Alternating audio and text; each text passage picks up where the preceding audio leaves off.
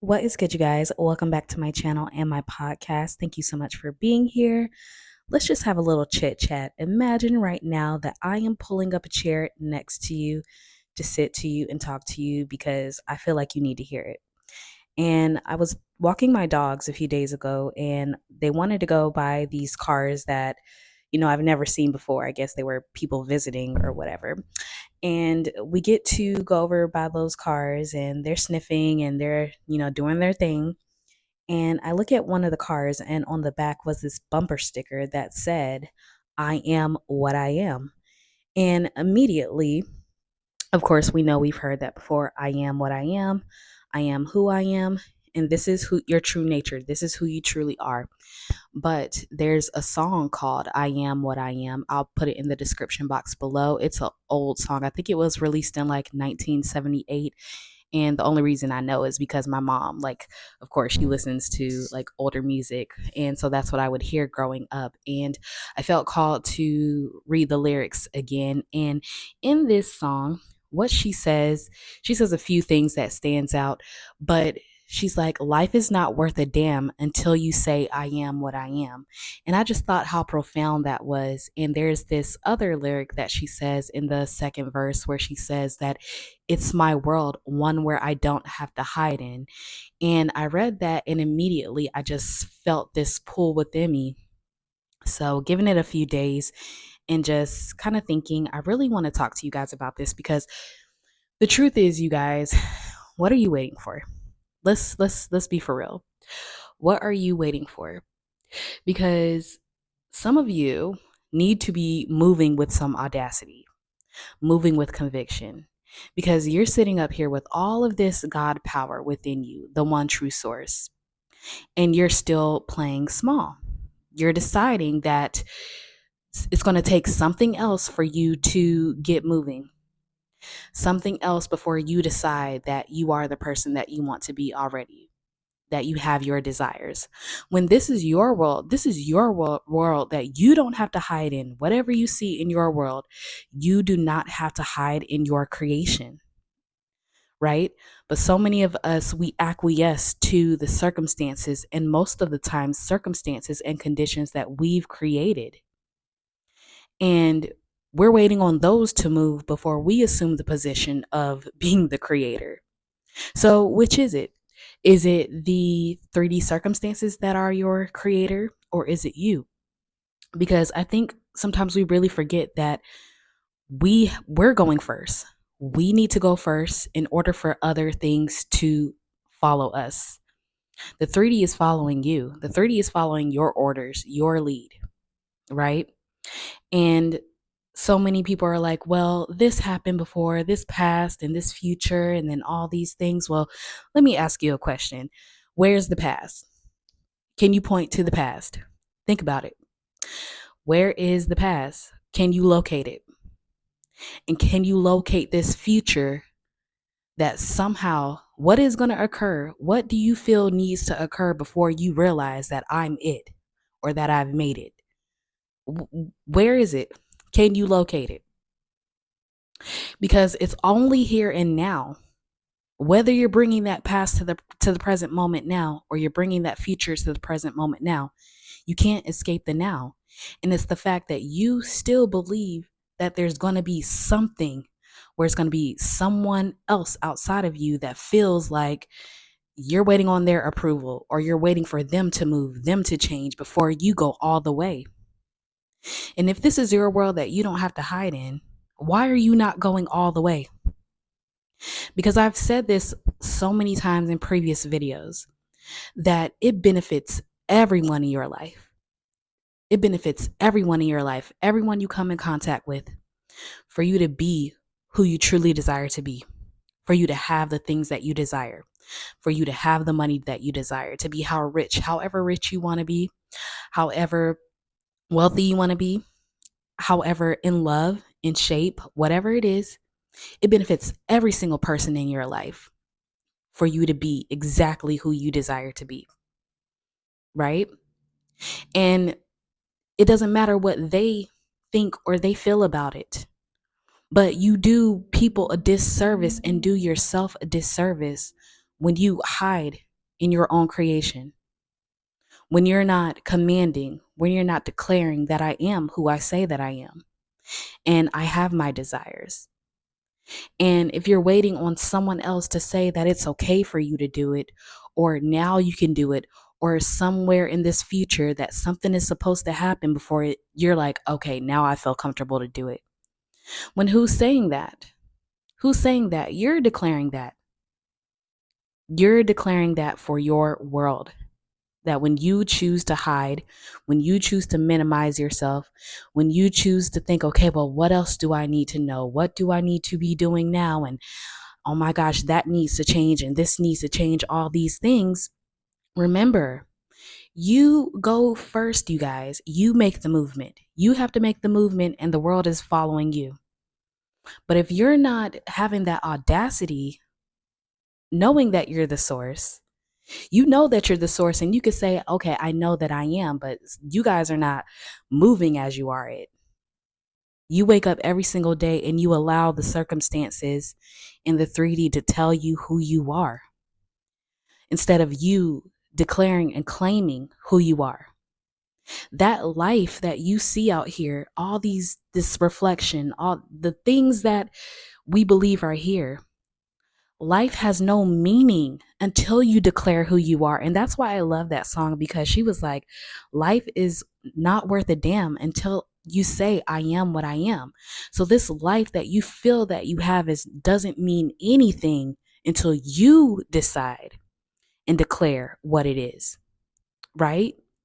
So some of you are afraid to fully be yourself, to go for the things that you want, to command the things that you want in your life. You're afraid of all this power when you have had it all along. You've had it all along, and it seems so, you think you're supposed to feel this whole big, amazing thing, and something big is going to happen before you just realize, okay, now I know that I'm source. Now I know that I'm source. When you have that direct experience, it's subtle. It's subtle. It's not something that's going to come out of nowhere that's going to be like, boom, you are God in your life. So if you're waiting for that, it's never going to happen. But you being small, you making yourself small, you acquiescing to the 3D, and these are things that you're thinking. These are things that you're thinking, things that you're projecting, stories that you are making up. You're the only one that's making these things up. So for you to believe that something is still in effect that's going on in the past, again, I'll ask you, where is that past? Because you're only upset about thoughts. And you're not your thoughts, you guys. You're not the thoughts. You're aware of the thoughts, but you are not the thoughts themselves. So what you're really upset about are thoughts, not about circumstances, about thoughts that you can consciously choose, right? So I need you guys to really start moving with some audacity when it comes to you declaring who you are. When you're declaring who you are, when you're deciding, when you're just saying, you know what, there's nothing else that I need to see. There's nothing else that I need to do, because who else is deciding this? I'm so serious, you guys. Think about it. Who else is deciding that something else needs to happen before you can assume the position of being the source? What do you think needs to happen before it happens? And who is going to decide that needs to happen? That's all you. You're the operant power, babe. So you're the only one that's putting that there. You're the one that keeps conditioning that something needs to happen to grant you your desire. When you're deciding at every moment who you are, and you're deciding, do I have the power, or am I acquiescing, relinquishing my power to circumstances that have no meaning outside of me anyway? No meaning whatsoever. And it's so serious, you guys, because you were not given the spirit of fear. You just weren't. But one of sound mind and sound judgment. And what is sound judgment? Is judging righteously. It's not to judge saying that, oh, like, judging the circumstances like I don't like them. But sound judgment is that if I'm one with all the circumstances, it's just to take it down to that level, saying that if I'm one with my reality and if I'm the operant power, if I'm the creator of my life, then I'm the one that gets to choose it. I'm the one that gets to consciously choose what this means for me. I get to consciously choose that it's done, that there's nothing else that I need to do. There's nothing that I need to prove. There's nothing that you need to prove at all to anyone. So if you're waiting on your mom to approve you, your dad to approve you, people outside of you, your job, all these things to say that it's okay for you to just go for it, you'll be waiting forever. You'll be waiting forever. And again, when we have these people or these circumstances in our lives that are opposing us, we are the one that's creating the opposer, because you believe that there's two. You believe that there's someone else outside of you granting your desires. When you're thinking from that separate self, you're thinking that someone else has the power to give you your desires. No, I assume the position as the source, as I am. I'm thinking from I amness, from awareness, and I know it has to be so. So I'm just saying that I need some of you guys to get some audacity,